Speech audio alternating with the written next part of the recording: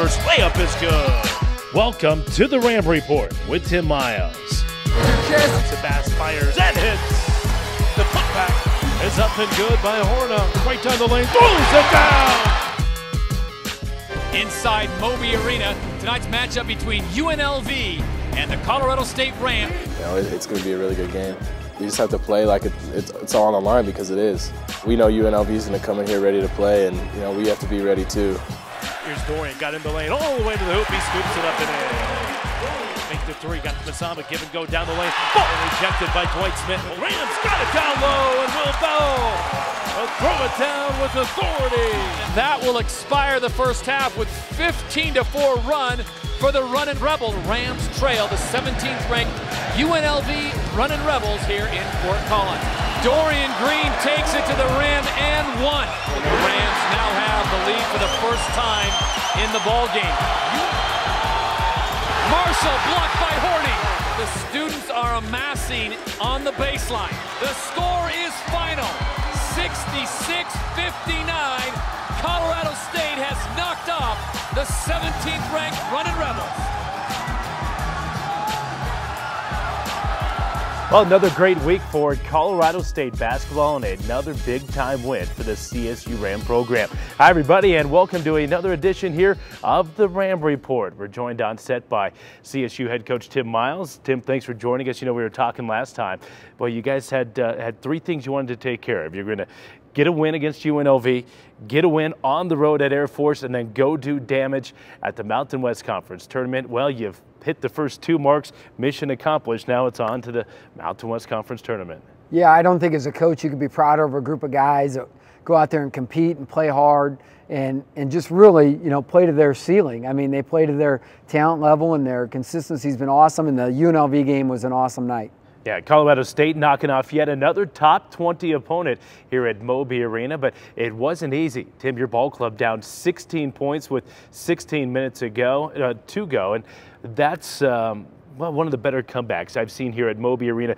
Given what was on the line and given the opponent, you guys were phenomenal down the stretch. And it happened fairly quickly. You know, it seemed like we got it to 8 in a hurry from 16, and then chipped away, got it to 2, and it hung around 2 forever. But we had great effort. Dorian Green was really good. I thought he was as good as I've seen him in a long time.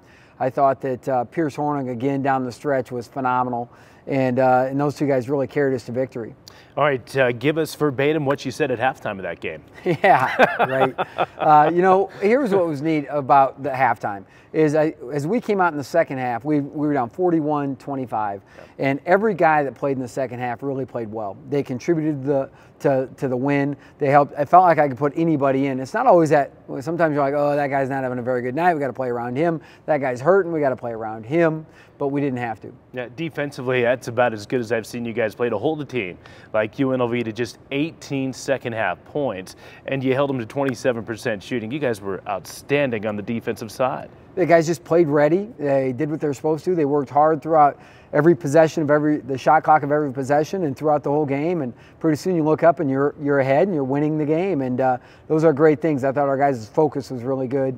And when we do defend, we're awfully tough.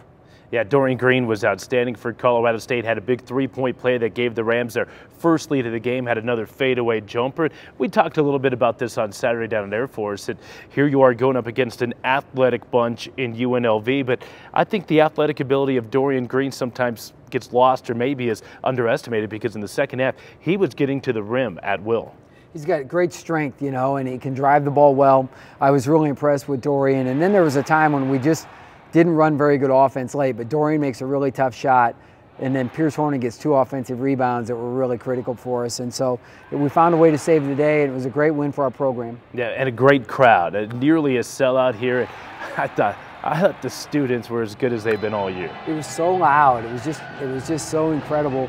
The atmosphere and the energy and everything was. The guys couldn't even. One of the comments was, I couldn't even hear myself think. That's how loud it was, and that's what we want the experience of Moby to be.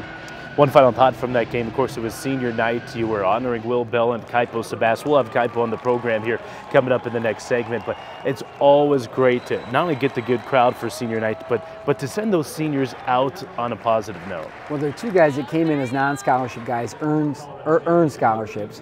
It was really impressive stuff. You know, like I said to even both of them, I'm like, it can't be over. We're just starting. You know what I mean? We just got going with this thing, and these guys have been really critical to this team's success, and without them, we would not be in the position we're in right now. So Colorado State gets the big-time win over then number 17 UNLV, but still more work left to do as the Rams went on the road to close out the regular season at Air Force. And Tim, you guys get the hard-fought road win against the Falcons, a team that shot lights out. Wow. I mean, they make 8 of their first 11 three-pointers, make 13 of their first 17 three-pointers, I believe, and we were still ahead almost the whole time. And so to overcome all that tells you a lot. Our guys were playing really well on offense. And most of those three-pointers I thought we did a decent job on. A few of them got away from us where they got good looks, but you're gonna, out of that system of play, you're gonna get some open shots. But I think it's a testament to our guys, their mental capacity to focus, not get caught up in the drama of what's at stake and what the opponent's doing to you. Just control what you can control, your attitude and how hard you work. Colorado State, I thought, played one of their best games of the season. It seemed like, especially in the second half, Tim, when Air Force would make yet another three, and you kind of roll your eyes, at least the radio broadcaster was doing that, you needed a big bucket, and it seemed like every time Wes Eichmeyer stepped up and matched the three on the other end. Yeah, there was an absurd amount of three-pointers that they made and the way they made them, but you have to credit Air Force for that. And I would agree with you 100% that Wes carried the day for us. He was in a great rhythm. He was cutting hard. We were finding him. Dorian Green had a couple of huge key baskets late, too, and one assist where he found Wes on a play that was a terrific play. Wes knocked down an open shot late in the game that was critical for us, I think, to open our lead up to 9 points. And Wes was a champ, and we're going to need him to continue to be that guy. Yeah, 23 for Eichmeyer in the 10-point win for Colorado State.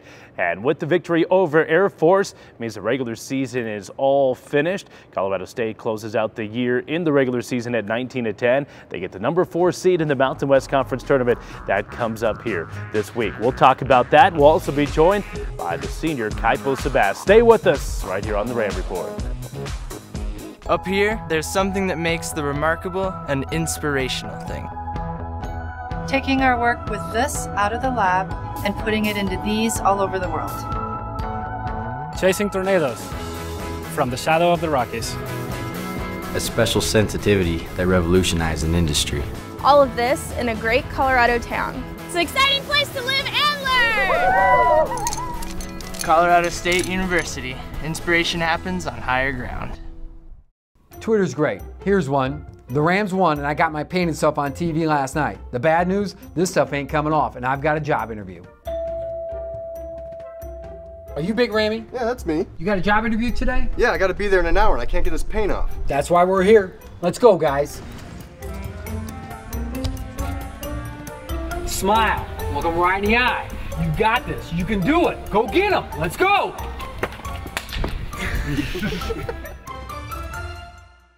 43,000 CSU Ram alums call Denver home. Now it's easier for Denver Ram fans to stay connected with CSU. Visit the all-new Colorado State University Denver Center, where all Ram alums will feel at home. You can make professional connections, enjoy events with other alumni. You can even show your Ram pride with all the best CSU fan gear. Stay connected with CSU. Visit us at 17th and Glenarm or online at rams5280.colostate.edu.